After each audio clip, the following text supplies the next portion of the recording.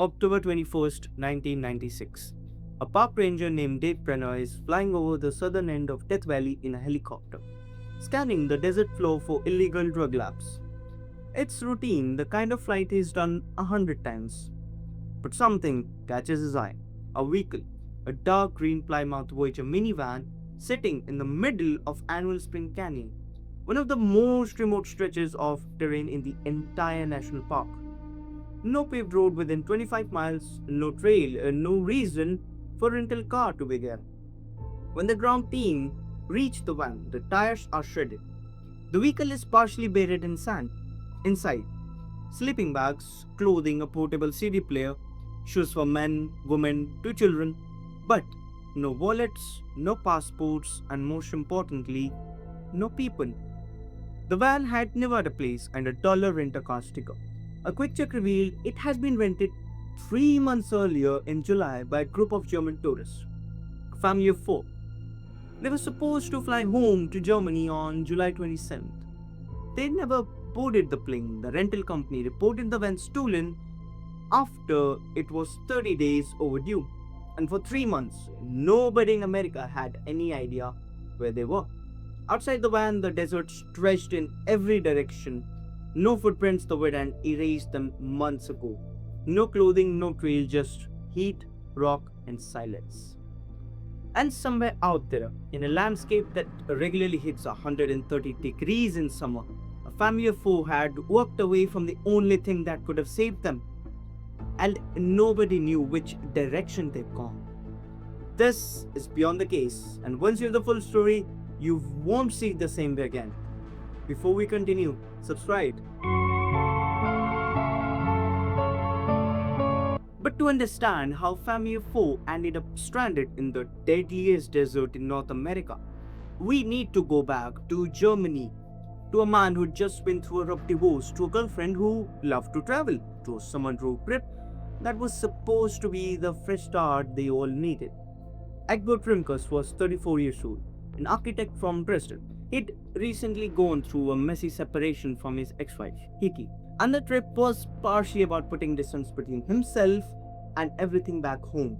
Cornelia Meyer, Conny to the people who knew her, was 27. She was Egbert's girlfriend and by all accounts, the one who kept things organized. She handled the driving, she handled the logistics, she was the planner. They had 2 boys with her. George, Egbert's son from his previous marriage, was 10. Max, Connie's son from a previous relationship, was 4. 2 kids from 2 different families brought together by 2 people trying to build something new. A new blended family on a big American adventure. On July 8, 1996, the 4 of them flew out of Germany, landed in Seattle, connected to Los Angeles, and picked up a rental minivan, a green 1996 Plymouth Voyager, from Dollar Rent-A-Car. The plan was 3-week road trip through the American Southwest, the Pacific Coast, Las Vegas, the national parks, and then Yosemite, before looping back to LA for the flight home on July 27th. For the first 2 weeks, everything went according to plan. They spent time on the Southern Californian coast near San Clemente. They drove to Las Vegas and stayed at the Treasure Island Hotel. They were tourists doing tourist things, taking photos, eating out, soaking it in. Family of 4 in a rented minivan, living the kind of American road trip that people fly across the ocean to experience. On July 22nd, they checked out of the Treasure Island and drove west into the Death Valley. Now here's what you need to understand about Death Valley. It is not a metaphor. It is not an exaggeration. It is the honest, driest, lowest point in North America. In July 1996, the temperatures in Park topped 124 degrees Fahrenheit. Ground temperatures can reach 200. There is no shade, there is no water, there is no cell reception, and once you leave the main roads, the distance between anything, gas station, a ranger, another human being, are measured not in miles, but hours.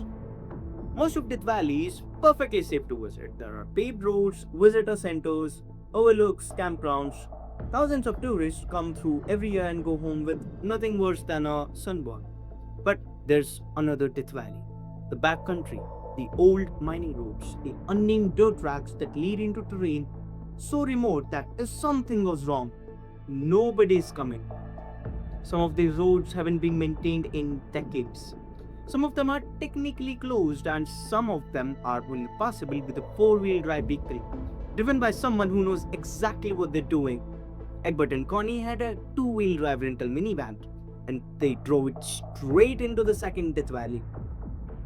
Here's what we know about their final day. On July 22nd, the family stopped at Furnace Creek Visitor Center and bought two copies of a German language guidebook about Death Valley. That receipt, time-stamped and logged, is one of the last confirmed records of the family being alive. That night, they camped at Hanover Canyon near Telescope Peak.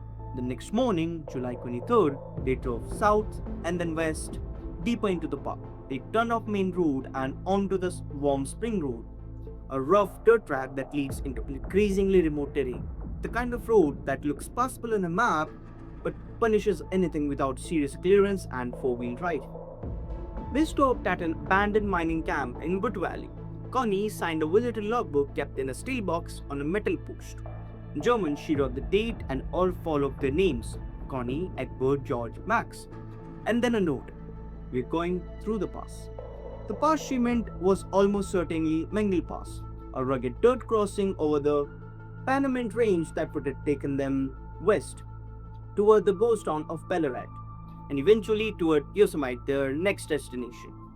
They'll be home, but they didn't make it through the pass. The road got worse, the terrain got rougher.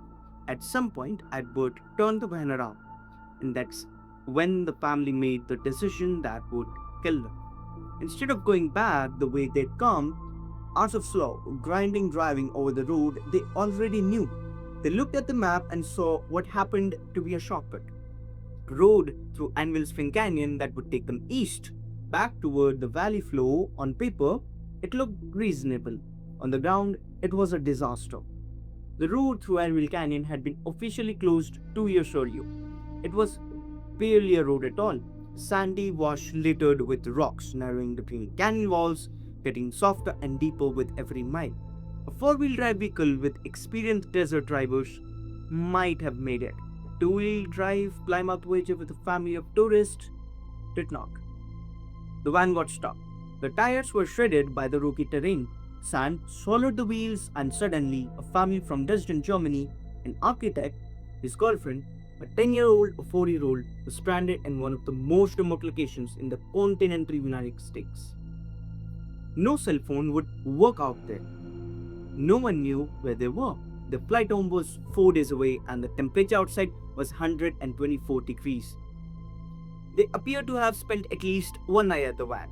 Evidence in the site suggested they camped there, likely hoping someone would come along, but nobody did, and nobody ever came through Anvil Canyon. So they made a choice, the choice that desert survival expert says kills more people than the heat itself. They left the vehicle. Here's the rule that every search and rescue team in the desert will tell you: stay with the vehicle. The vehicle is shade, the vehicle is shelter. The vehicle is visible from the air, the vehicle can save your life. But the vehicle can also feel like a coffin when you're sitting in a minivan in 124-degree heat with 2 children and no one knows where you are, and the road you came on is impassable. Staying put doesn't feel like a strategy, it feels like waiting to die. Walking feels like doing something, walking feels like hope. Egbert and Conny gathered what they could. They locked the van and they walked. But which direction? South. Almost certainly south. But here's why that matters. South of Anvil Canyon, roughly 10 to 15 miles away, was the boundary of China Lake Naval Weapons Station. Egbert was Georg. In Germany, military bases are heavily guarded. Fenced perimeters, armed patrols, soldiers everywhere. If you can reach a military base, you can reach help. That's how it works in Europe. But this was not Europe. The China Lake facility is one of the largest military installations in the world, over 1 million acres. And this section of it is used almost exclusively as a bombing range. There are no fences, no patrols, no soldiers, no buildings. The only thing protecting the perimeter is terrain itself. Miles and miles of empty, lethal desert that no sane person would try to cross on foot. Egbert didn't know that. He saw military installation on the map and believed, as any European would, that if you could reach it, someone would be there. So the family walked south into the open desert in July with a 10-year-old and a 4-year-old. A beer bottle, the same brand found in the van, was later discovered a mile from the vehicle, tucked under a bush. Someone had cleared a ledge next to it and sat down. There was a mark in the dirt suggesting a person had rested there. Probably Egbert, probably trying to find shade in a landscape that offered almost none. After that, nothing. No more clues, no more trail. For 13 years. When the van was found in October 1996, the official search launched immediately. More than 200 personnel from China Lake Mountain Rescue Group and the Indian Wells Valley Research and Rescue. Helicopters, ground teams, roughly $80,000 in resources. They searched the area around the van. They searched the nearby canyon. They found the beer bottle, and then, after 5 days, they called it off. 5 days in a search area that covers hundreds of square miles of the most difficult terrain in North America. The searchers focused on the areas they considered most likely. North and east of the van, back toward the main road, they did not search extensively to the south. The case went cold. German media covered the story. The families back in Dresden waited for answers that never came. Internet forums debated theories. Some people thought the family had staged their disappearance and fled to South America. Others suspected foul play. The Manson family ranch was nearby. After all, maybe desert cultists, maybe a military cover-up. But one man thought the answer was simpler and more terrible. Tom Mahood was a retired engineer and experienced desert hiker who volunteered with the Riverside Mountain Rescue Unit. He lived near the desert. He'd spent years in terrain like this, and when he started studying the Death Valley Germans case, he saw something the original search teams had missed. Mahood pulled apart families' likely decision making. He studied the maps they with them, including the guidebook from the Furnace Creek Visitor Center, which showed roads that were misleading at best. He analyzed the terrain from the van's location. He asked himself a question that sounds simple but changed everything. If you were a German tourist stranded in a desert, where would you go? South, toward the military base, because that's what made sense to someone who didn't know this wasn't Europe. The official search had barely looked south. Mahood decided he would. Starting in 2009, Mahood and his search partner Les Walker began making trips into the backcountry south of Anvil Canyon. These weren't casual hikes. The terrain was brutal. Boulder-strewn washes, steep canyon walls, temperatures that could still kill you even in the cooler months. There was no water for miles. They had to cache supplies in advance, carry everything on their backs, navigate terrain so remote that a twisted ankle could become a life-threatening emergency. Mahood logged every trip. He published his progress online, and a community of followers tracked every expedition. He was methodical, obsessive, and relentless. He wasn't doing this for money or fame. He was doing it because 4 people, 2 of them children, were lying somewhere in the desert, and he couldn't stand the idea that no one was looking for them. On November 12, 2009, 13 years and 4 months after the family vanished, Mahood and Walker were searching upper alluvial fans south of the canyon. Les was working a lower wash. His radio crackled. First, he found pages from a daily planner, printing in German. Then a wine bottle, then a wallet containing an ID card, the name on it, Cornelia Meyer, and then his voice came over the radio again. Tom, we have some bones here. Skeletal remains. 2 adults scattered across 150 meters of desert floor near a small cliff, about 8 miles from where the bag had been found. 8 miles through open desert in 124-degree heat, with 2 children. Conny's passport and bank ID were found near the remains. A daily planner, say containing business cards from the places the family had visited on their trip. An empty wine bottle, a beer bottle from the van, a tube of toothpaste, what appeared to be the sole of a small shoe, possibly a child's. June 2010, DNA analysis confirmed the male remains as Egbert Hiller's. The female remains were too degraded over a decade of desert exposure to extract usable DNA, but they were presumed to be Conny's based on the identification found nearby. The children's remains were never officially recovered. Some of searchers reported finding what appeared to be children's bones in the area, but no official confirmation was ever made. Georg and Max are still technically listed in the scent, but everyone who worked the case knows what happened. Two small boys, 10 and 4, walked into the desert with their parents on July afternoon.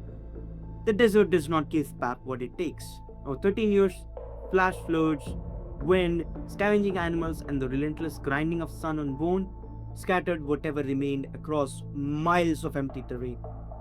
There was no foul play, no conspiracy, no cult, no cover up, just a family that took a wrong turn, drove too far down a road that wasn't really a road, then did the one thing that you must never do in a desert. They walked away from the only thing that could have saved them. Here's what stays with me about this case. Tom Mahood had no obligation to those people. He didn't know them, he never met their families. He was a retired engineer who liked hiking in the desert and couldn't shake the feeling that four human beings were out there, unfound, slowly being erased by wind and sun and time. He spent years on this methodical, grueling, dangerous years, walking into terrain that could have killed him too. And when Les Walker's voice came over the radio, Tom, we have some bones here. It was the end of a 13-year search that no official agency had been willing to continue. He gave the family in Dresden something that no one else could. Not a happy answer, but a real one. The kind of answer that lets you stop wondering and start grieving. Egbert and Conny didn't die because they were reckless. They died because they were human. Because they trusted a map that made a closed road look like a shortcut.